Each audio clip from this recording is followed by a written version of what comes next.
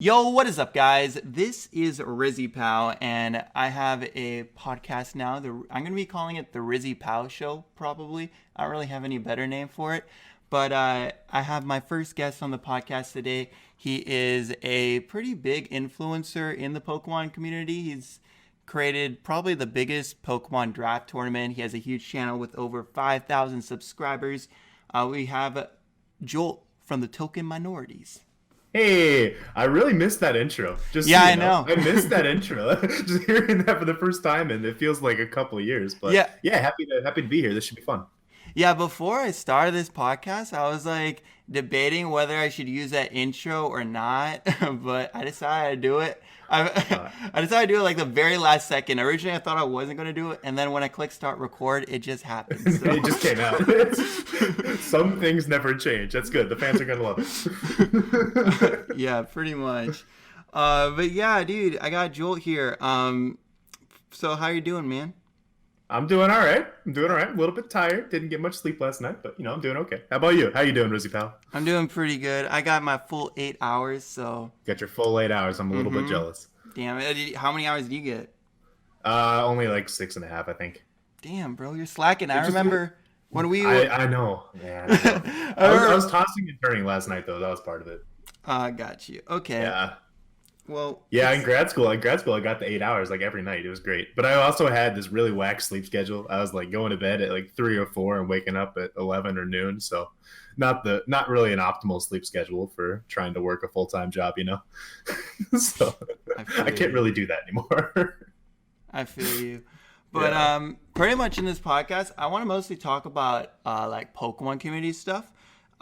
So my first question here is what pretty much just got you into the Pokemon world and uploading videos? Because I know a lot about how TTM started, but I'm pretty sure a lot of the people watching might not really know exactly how it started. So Yeah. So it actually goes, for me at least, it goes back a lot further than TTM. So TTM started up, I think, in I want to say 2013. And it's actually started on April 1st. So that's kind of a fun fact. It could have just been a joke if we wanted to play it off that way. But no, so for me, I actually started trying to upload videos way back in probably the mid 2000s back. Okay, so I tried to upload these like camcorder recorded videos of me playing on my Game Boy Advance SP, a Pokemon Crystal. So I was just playing through this, and for whatever reason in my head, I wanted to upload these videos to YouTube. So I did that. I'm not going to tell you what the channel name was. I don't want anyone to see those, but they're out there if you want to search hard enough, I guess. But anyway, so I kind of got into it at that point in the sense that I wanted to like upload content to YouTube for whatever reason. I thought that was something that seemed kind of cool to do at the time. But then a few years later, I started up this channel with some friends on this old website called friendcodes.com. And one of the most notable names who was actually a part of that channel for a very brief period of time is Shofu. So I actually knew Shofu very early on before he was a popular YouTuber. And we kind of started up a collab channel of sorts that we only got like, I don't know, 5 or 6 videos onto it. Probably less than that, honestly, before we stopped using it. But that was another step, I guess, in the journey of, wanting to kind of have a YouTube channel and, do that kind of thing. But then in college, when I finally, met some people in real life who also play Pokemon, it just kind of became a natural transition of things based upon, the past of wanting to have a YouTube channel. Now I have all these other people around me who are kind of interested in the same thing. It's pretty easy to make that transition into actually creating a channel like TTM was at the time. But I guess what's kind of interesting about TTM then and TTM now is it's just totally different, both in terms of the people on the channel. I think I'm the only one who's still on the channel from when it originally started. Sticks wasn't? No, Oh, Styx was not original TTM. Nope. He joined on a year later. gotcha. But yeah, like the content itself was also different. It was still Pokemon, but it was, first of all, Gen 5. So this was before X and Y. I distinctly remember doing these Arceus battles. Just all mono Arceus. That was the first video on the channel, I believe. It was 6v6 all Arceus, the first video on the channel. And we were just screwing around, we're just friends having fun playing Pokemon. I think for all of us, like in college, it was the first time having like people in real life, real life friends that are, playing the same game that we probably all played, all the time at home on the internet.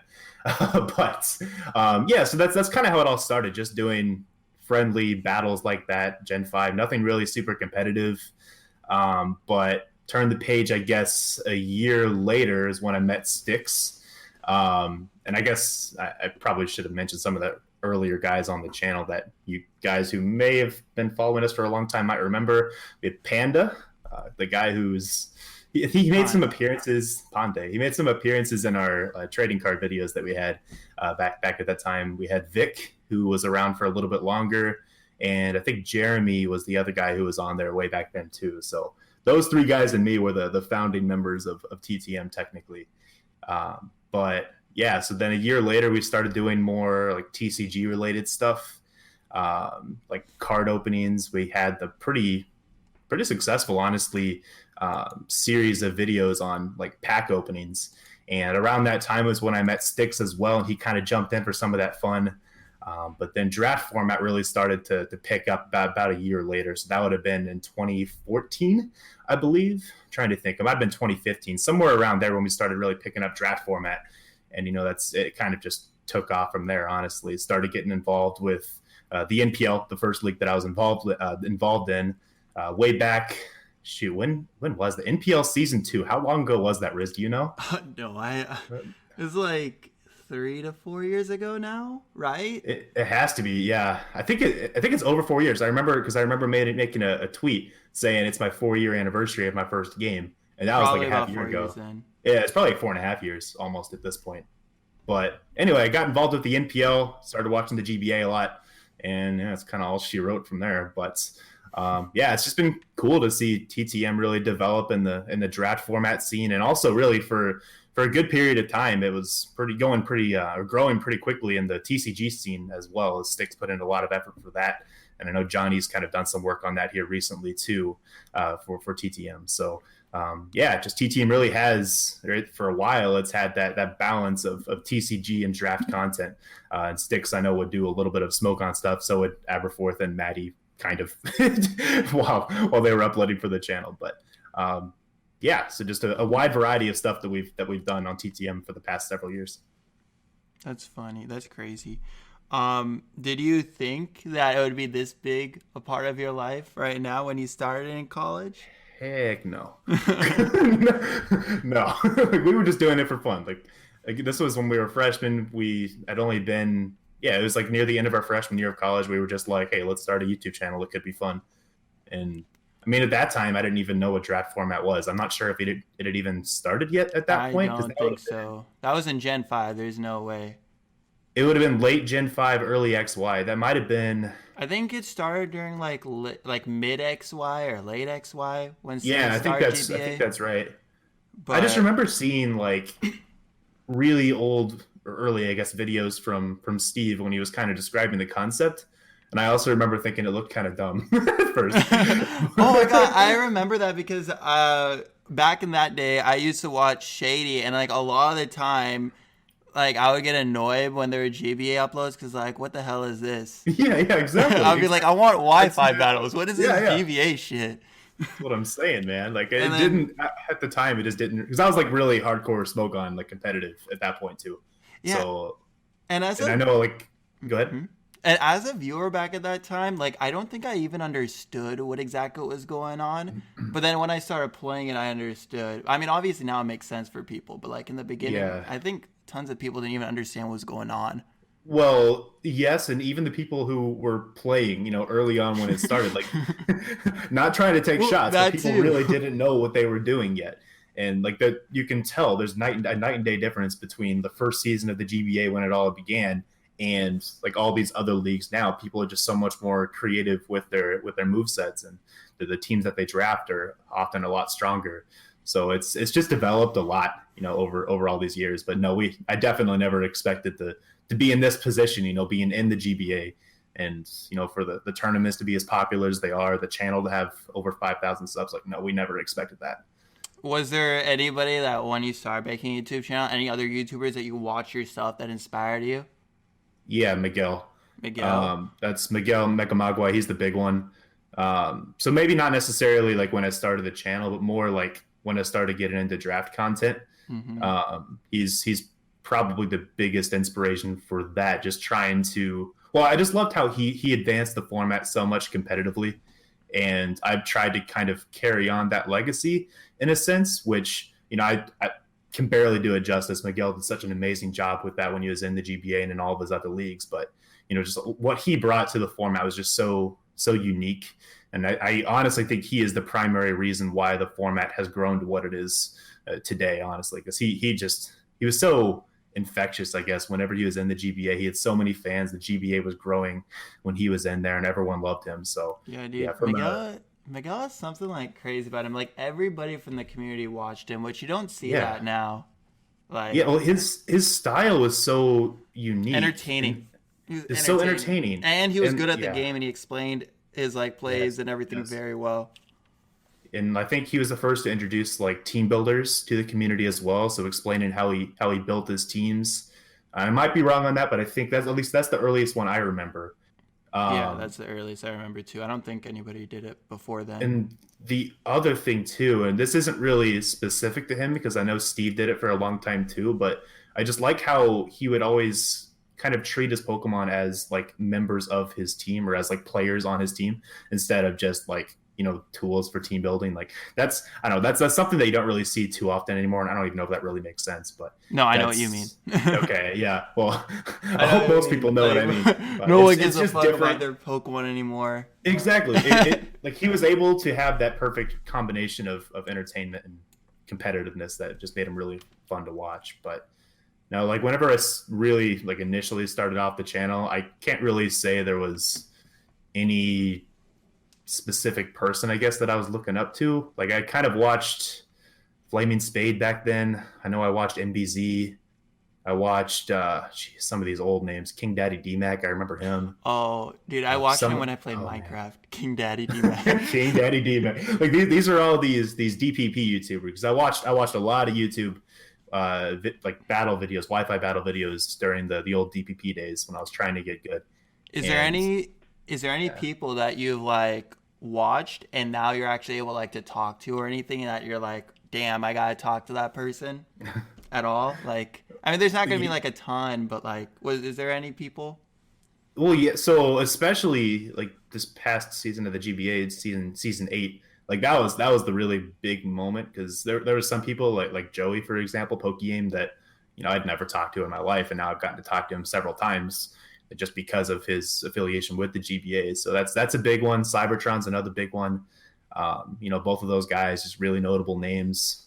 Wolfie as well, like talking to these world champions, national champions, world renowned players. And yeah, it's been pretty fun to have those opportunities. And, again, when I started out on this whole journey, I never expected to really have that chance. Those are just people that I'd, watch on YouTube in my free time. And yeah, it's just cool. The one person that I still really wish I would get to meet at some point is Mega Mogwai. I don't know if it'll happen. But that's the goal. That's the dream. Yeah, I heard he's been like interested in coming back, or like expressing a little bit of interest at least. Yeah. He's doing his card game stuff, I think. Yeah, is he still doing? What was the game he was playing? I don't even remember. Duelist. Yes, thank you. That community, I still remember that video that he uploaded, like when he started doing it. He had no shirt, and he's like, the first like 50 people to comment get the code for it. And then I remember, like, I used to be in the MPO back then, and all the calls were just Duelist calls, and I was so upset because I didn't get the goddamn code.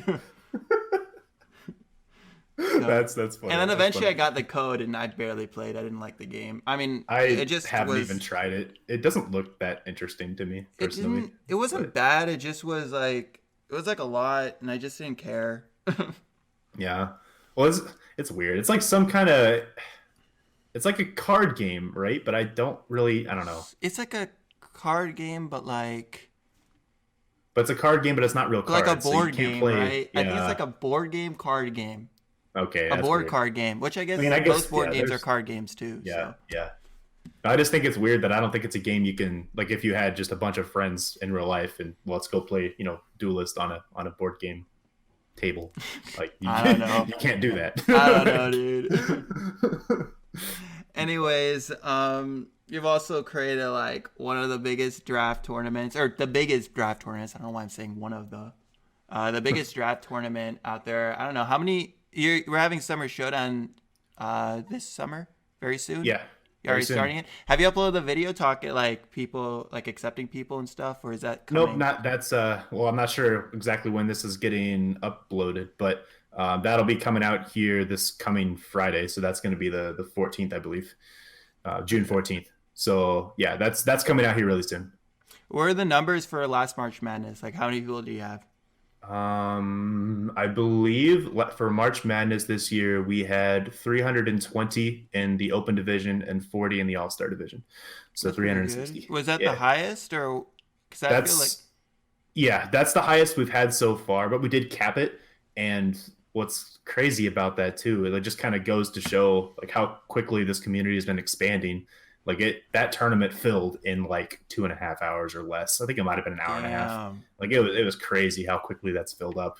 And it's been continuously filling up to our maximum capacity each tournament too, like really fast. So that's crazy. It's cool to see. And Pokemon Sword and Shield is about to come out really soon. The community is gonna explode. Like, I have no idea what's gonna happen in the community when this game comes out, because it's a new console, new game.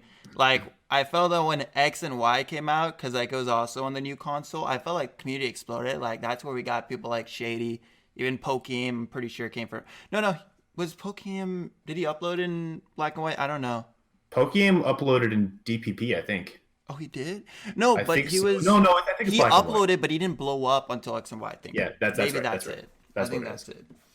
But yeah, there's tons of huge names that we've gotten from X and Y. I have a feeling that Pokemon Sword and Shield and Pokemon like itself is just growing. Like, so many people play Pokemon. Pokemon Go is also like it's crazy popular. Still huge. I know. I haven't picked it up. Like, I'll open it up like once a month or something and catch a Pokemon, but that's it.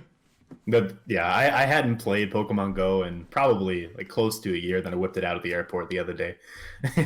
Caught a few things in the airport when I had nothing else to do. But I can understand why people like the game. Dude, it's not really for me, I guess, but it's still cool. I was so upset when it came out, because that was like the moment, like right before it came out was when my phone broke and I had to be using a flip phone, I'm pretty sure. So I never experienced. Play on a flip phone. No, you can't play on a flip phone. Wow. No, I said you can't. You can't play on a flip phone. I thought you said play on the flip phone. But No. So I couldn't play. So I remember, dude, I was so upset.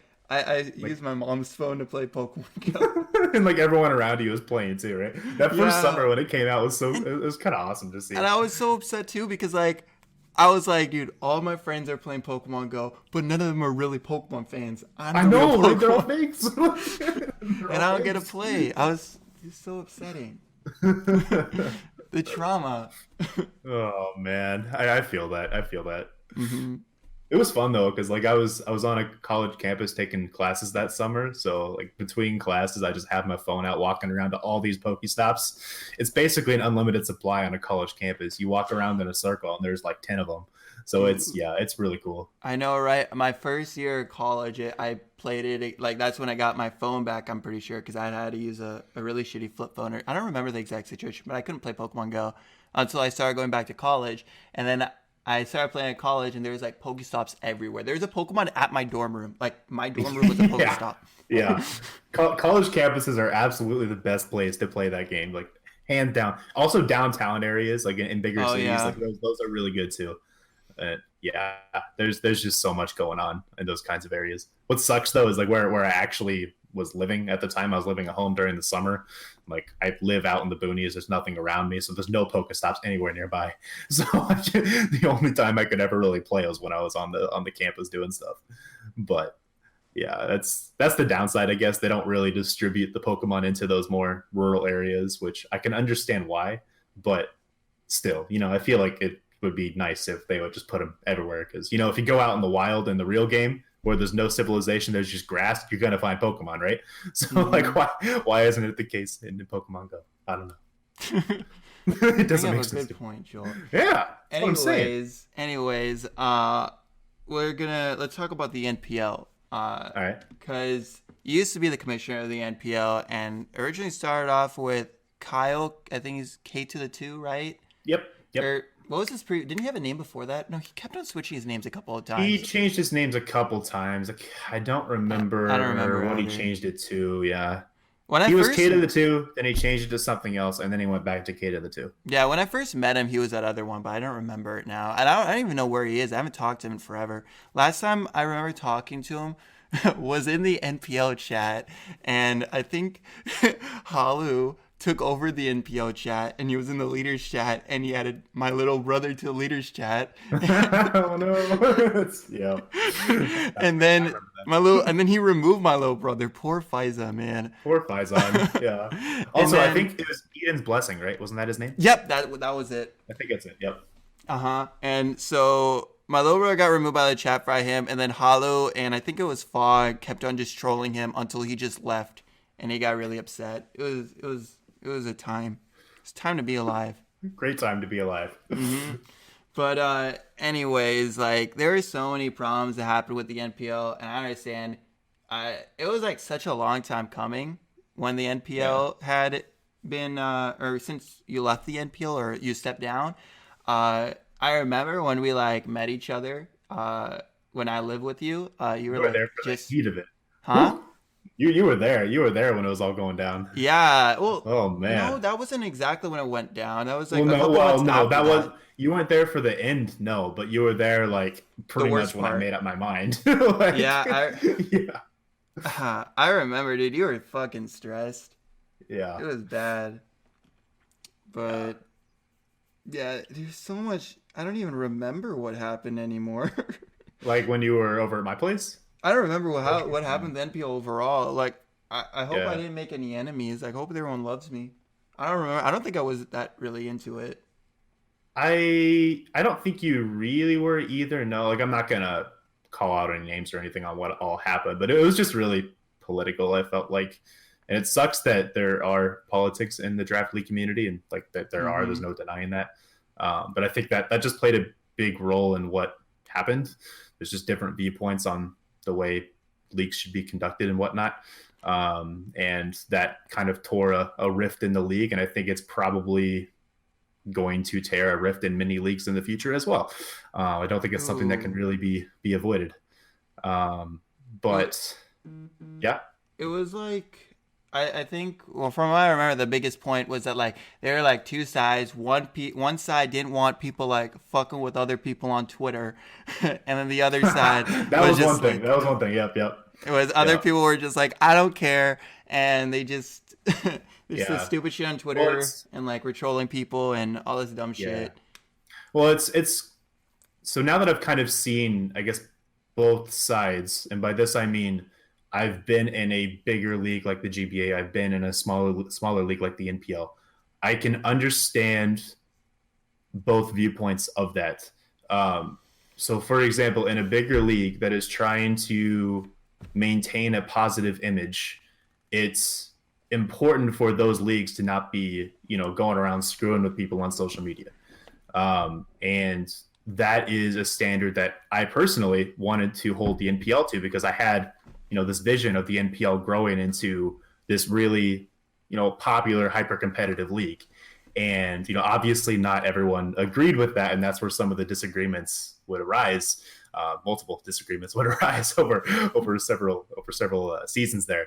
But anyway, that's just, I guess that was the thought process on my end of those. The leagues that are larger are going to have, the respect of other larger leagues around them. And the mentality of a lot of I think all of the larger leagues is that, our coaches shouldn't be trying to mess with people on social media and trying to basically make themselves out to be like a, what's the word that Joder used to describe the NPL? A frat boy. Try not to make themselves to look like a frat boy. And yeah, so that's just the viewpoint, I guess, that some people hold when it comes to conducting themselves within a league. And obviously other people would rather just be left alone, which is totally fine. There's nothing wrong with that too. There's a time and place for both mentalities, I think. But yeah, so I guess that contrast in mentalities, I guess, is what really caused the biggest divide in the NPL. So that's I think it's like there needs to be like a mixture between. I think again it depends on the type of league and the goals of that league. Um, it's hard for a smaller league to grow much beyond its own community unless you have the respect of pretty much everyone around you. That's what I'm thinking.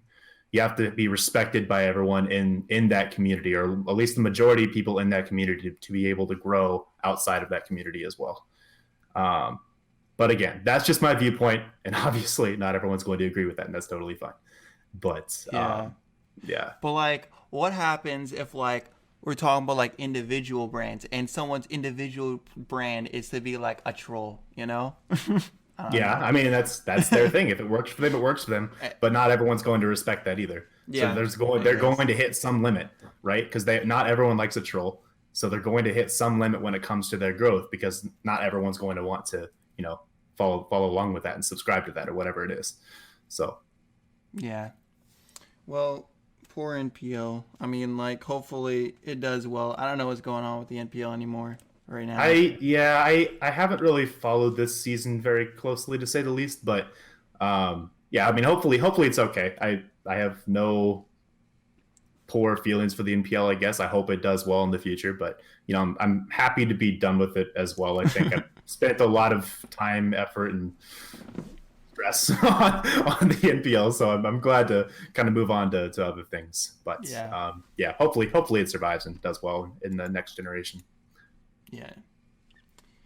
R.I.P. NPL. We're rooting for Trev to do to come back. Where is Trev? Speaking of which, I don't know where Trev is, honestly. Yeah, most people don't know where Trev is, so that's a question we need to have answered as well, to figure out what's going to go on with the NPL. But I guess kind of an interesting follow up too, on this whole NPL situation. Like, I think another reason why the NPL struggled is that it's very hard to bring together a bunch, like basically a roster full of top players in the format. That's very hard to do.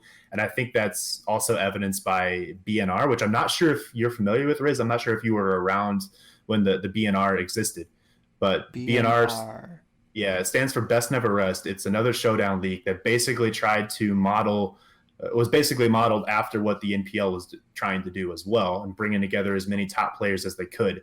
And that didn't even last a full season. And I think the reasoning for that is that you're bringing in a bunch of players who don't like to lose, right? And when these really good players start losing, they're going to want to probably not play in that league because it's making them look bad. So that's another thing that I've noticed too on the NPL. Whenever a good player was losing, they often would want to not play their games on time, or would just not want to play at all, something like that.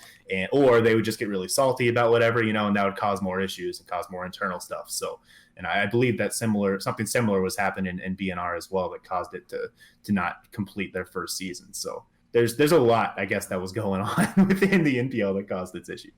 But yeah. Yeah, so, anyway. And like when you're losing in like something for like a league, it's like so demotivating. When you're exactly. It's hard to force yourself to prep and try to win when you're not doing very well in the first place and probably aren't going to make playoffs. That kind of thing. That's tough. Dude, I know exactly what that feeling is like. I know what that feeling's like. I'm preaching to the choir right now, but I went 0-8 in the NPL, and I got 6-0 by immense in 6 turns. Great memes. Or 8 turns. Made for a lot of good laughs. Yeah. Dude. Omar, bro, if I see you, Omar, if I catch you in these streets, we're gonna tussle.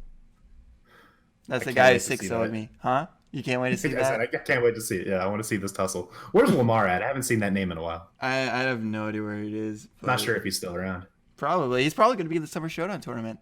Oh, he might be. I don't even know, man. There's a lot of names that I've seen in these tournaments. Like, it's hard to keep track of everybody. He might have played in March Madness. I don't know. I remember he's definitely been in some of your tournaments. I don't remember. I know he's been in some of them. Yeah. But yeah. Anyways, going off on this topic, a lot of people have been talking about how the draft community is super, super toxic as of late, and we've had like a ton of shit go on with Duncan knee deep. Pretty much, I think it started off with Hollow and Duncan. I don't I'm not remember. sure exactly what started it. There was It, definitely a Halu portion. yeah, I remember. I felt like even more than you, I felt like Hollow was like the one who kept on getting it, like from Yeah. Duncan's Twitter, which I don't understand why Duncan was even bothering with that, but I, I think the Yeah. overall accusation that Duncan had on you was the fact that Halu was a TTM member and he was in your TTM server, the tournament server, and he was an admin. And then he also accused Duncan of being a pedophile or something. I think that's what happened. But like, it didn't Yeah. accuse him. It was a complete and obvious joke. But then Duncan just kind of ran with it. Right. Yes. Yeah. Yeah, it's I'm gonna choose my words carefully because I could say a lot about this. But yeah, basically from what I know about the Halu Duncan situation, yeah, is that Holly made a comment that I get it implied it implied that Duncan was a pedophile, which obviously isn't true, and that's not what Holly actually intended either. But you really can't blame Duncan, I guess, for taking it a certain way, or at least trying to frame it a certain way, because Yeah. that is how Halu wrote out that particular message. That said, no, that's not what Halu meant at all, and Duncan probably knows that, but he's going to make a big deal out of it because he feels like it. But yeah, that turned into a pretty big deal. But that's not how the whole situation got started at all. Like if you're Oh. referring to like Duncan versus the draft league community, or are you referring to Oh, Duncan versus TTM? Like which one are we talking about here? that's how Duncan versus TTM started, but how Duncan versus the draft community started was that I think Duncan was talking about how toxic the whole draft community was. Yeah, And I think a bunch of Hive guys then started responding to him. yeah. I don't know who all started responding to him. I wasn't around. I think it was like during a stream or something, right? When he was streaming talking about something, and a bunch of guys jumped in. Like I wasn't at my computer when that was happening, but um, basically all I really want to say on that is that when you're gonna okay, I don't know what was said first, so I can't comment on that. I don't know who said what first, but when Duncan is going to call out an entire community as being toxic based on the actions of a select number of individuals, you have to expect some form of retaliation. Not that retaliation is good, I'm not endorsing it at all, but you have to kind of expect the people who are indeed toxic to try to come out and defend, or try to come out and attack you, I guess, for making some sort of comment about them and the rest of the community. So for example, Duncan made these comments, and then some people, I'm not going to name names, but some people went out and tried to directly attack him, and just tried to I'm trying to remember examples of what they said. I don't remember them off the top of my head, but they would come out and basically just try to make fun of him for any variety of reasons, or try to, pick at his logic or whatever, and just try to keep egging him on, basically. And he sees that, and then he just, again, uses that as further confirmation that, oh, yes, the rest of the draft community must be toxic because these select individuals are trying to, attack me for whatever reason, or trying to egg me on. And man, Duncan's just so confrontational. I don't want to get into that too much, but yeah. But I guess I'll bounce back to like some of the TTM stuff and just toxicity in general. So, like, All right. I don't think the entire draft community is toxic. There's absolutely toxic portions of it, and I don't think anyone would deny that.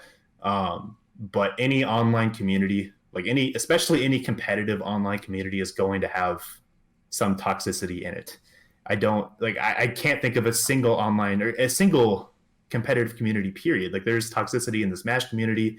There's toxicity, I think, in the VGC community as well, but I don't know for sure. I'm not a part of it. There's absolutely toxicity in the Smogon community and the ladder, like the Showdown ladder community. Felicify is another topic,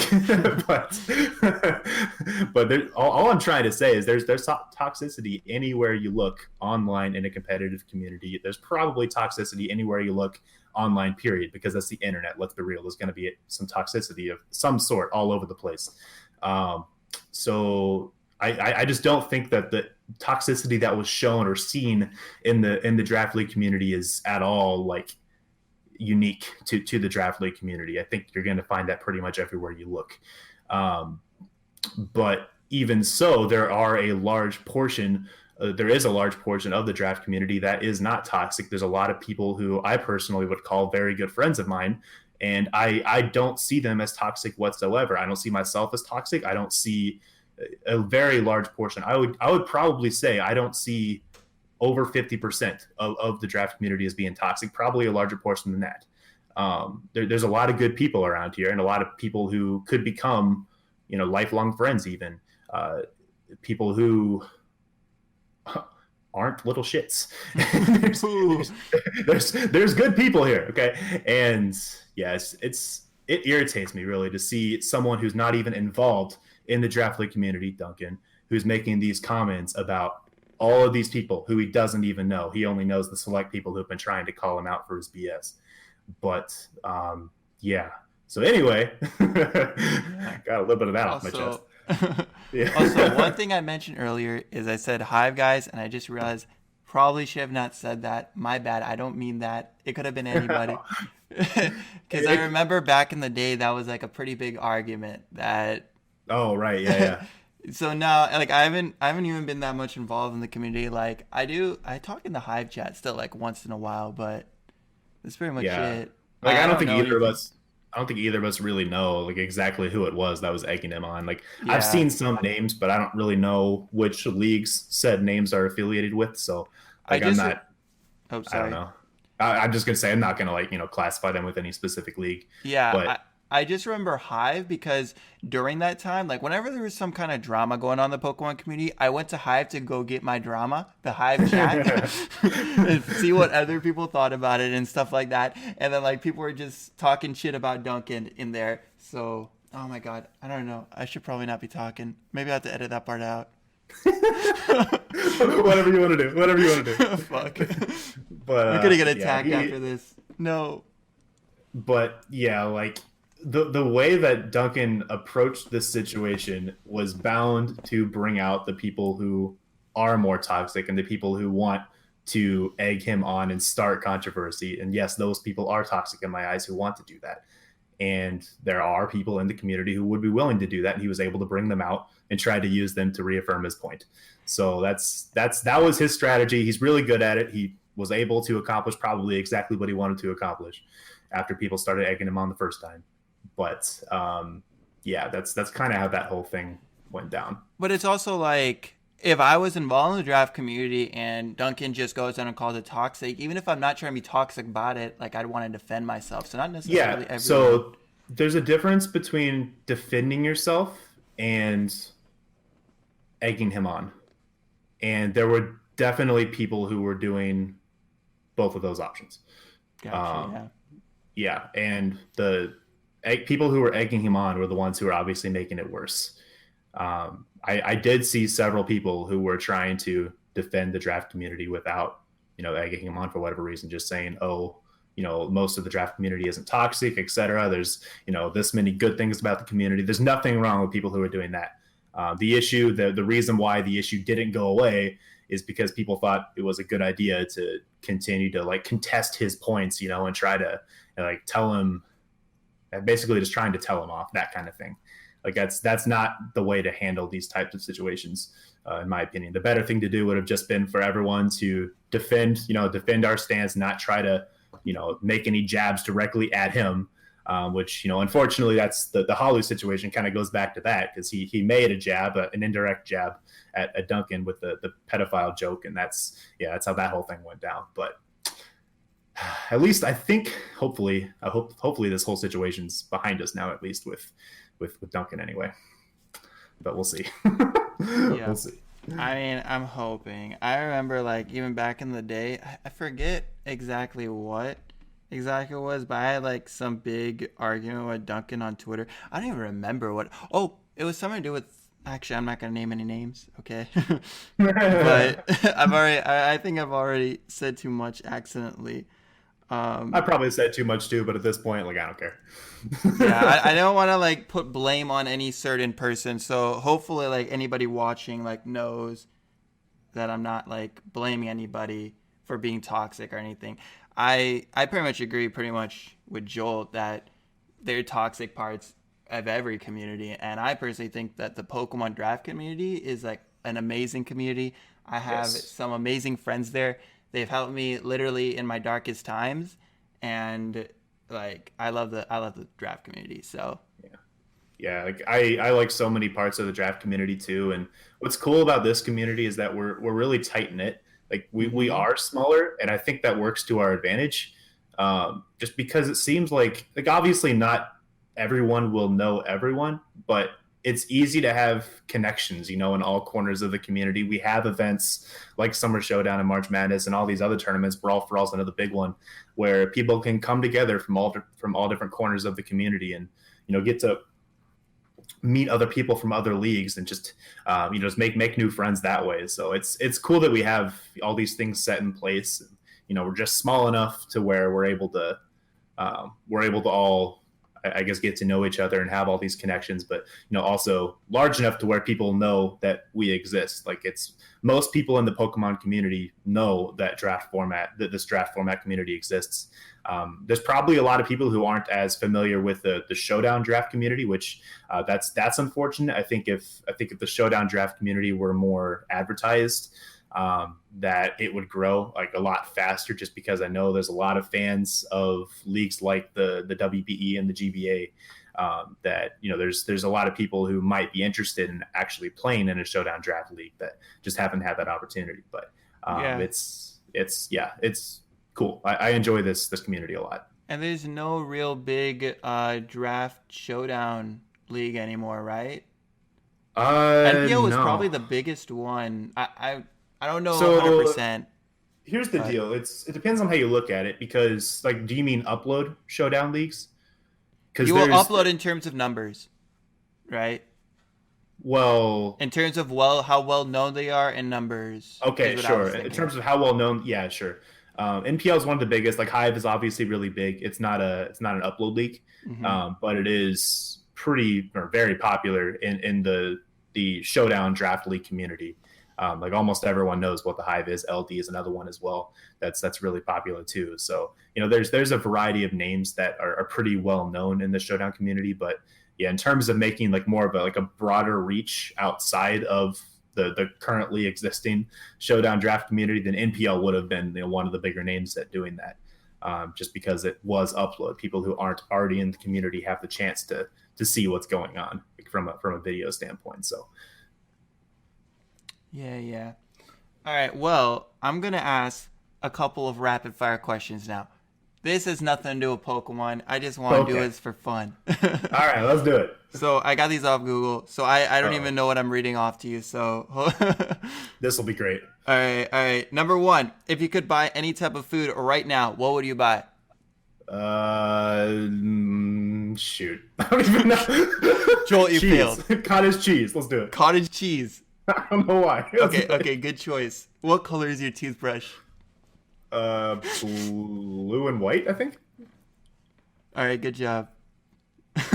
If you could be any animal, what would it be and why? What would it be and why? I would want to be a cheetah because I can get anywhere really fast. Ooh, what is one of the things you would put on your bucket list? I want to travel to Europe.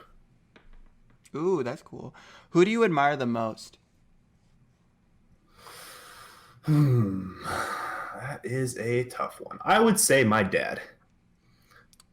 Nice. What is your dream job? I want to be a renewable energy engineer. Okay, that's pretty cool. Ambitious, is it? Yes. Okay. Um, what would you do with your 15 minutes of fame?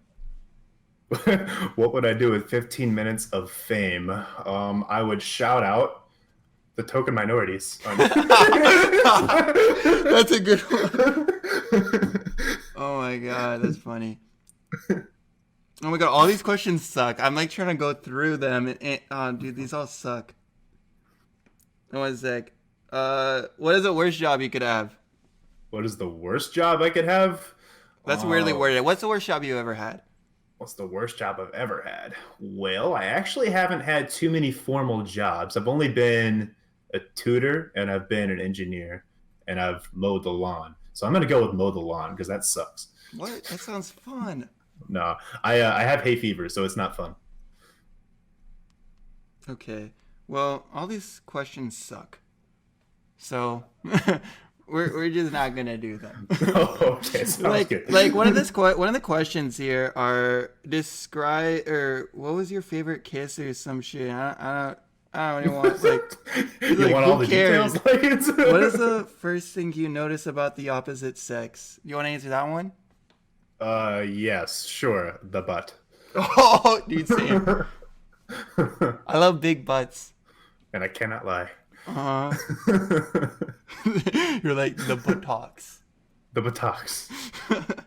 All right. Well, I'm not gonna really go too much in these questions because they're stupid. I had a list on my phone, but right before I did this interview, I actually forgot and I actually took it off Oh no. my phone, so that sucked. But That's fine. I just googled it real quickly. But we got to know a little bit more about Jolt from those, you know. So Well, a little bit, yeah. You know, I like I'm a butt we kind of know, guy. we know you like the butt. All right. Well, I think that's gonna be it. I think we talked about pretty much everything I want to talk about.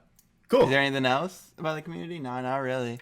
I don't think so. No, we went pretty hardcore on all the major issues for TTM. So All right. Well, I hope you guys enjoyed. It's gonna be uploaded to YouTube. I don't know where else I'm gonna upload it yet, but if you're do you watching, know when's it gonna get uploaded before signups for the tournament? Because I'm just gonna give a shout out real quick. Make sure to go sign up for Summer Showdown.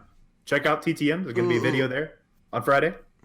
I don't know when it's gonna be uploaded. Oh, I mean, yeah, due to the shout out right now, I don't know when it's gonna be uploaded though. Well, this is uploaded after the I'll tournament. try to get it before, Then but you can blame Riz. all right, because I'm you missed sorry. out on a great opportunity. But this is going to be a pretty big event this year. We're looking at having 1,000 people. So shit, that's we'll gonna see. be a lot. Yeah. Yep. Do you think you'll be able to get? Oh, how are you gonna do that? That sounds crazy. We've been drastically expanding the staff and whatnot, so we'll be ready. But I don't know if we'll hit 1,000. I think that's pretty ambitious, but I wanted to make sure everyone had a chance since it's the end of the generation. So. Oh man, yo, I might want to play. I don't know yet. Probably. Hey, not. you might as well. I don't know. It's, I'm kind of. I kind of want to stay away from Pokemon, like playing it competitively until Sword and Shield. Like Sword and Shield, I might do it just because it's fun and it's like it's fresh and yeah. But like I just Pokemon like with me when I was doing Pokemon like really hard, it like controlled my life and like even being on Discord like sometimes was able to do it. Like I have to really make sure I know when I'm getting on Discord and when I'm not on Discord because like. For example, I was barely on Discord for the last like 7-8 months, and it literally last 7-8 months have been the most drastic, like life-changing months of my life. And I've been able to do a lot of stuff without Discord, but when I have Discord, it's like the only thing that distracts me. Like video games don't distract me. For some reason, Discord like distracts me. Like it's the one thing that like I get really excited to like fucking get on and like join calls and stuff. I don't know why. It's like the one thing. But it was just kind of our hobby though, for so many summers, so it's for so many years, like it makes sense. I'm kind of that way too. I've tried to avoid it more lately as well just because I want to focus a little more on like relationships in real life, but yeah. All right, well, that's gonna be it for our podcast. I hope you guys enjoyed it. Leave a like, subscribe, all that shenanigans, and hopefully we'll see each other in the next podcast. I don't know how often I'm gonna be uploading these. I'm gonna try not to be like super ambitious and just try to get up one a week, but that's I think that's a good start. Yeah, because I've had so many projects that I just don't I'm really bad at that. But me anyways too. all right, this is like the longest outro ever. Bye.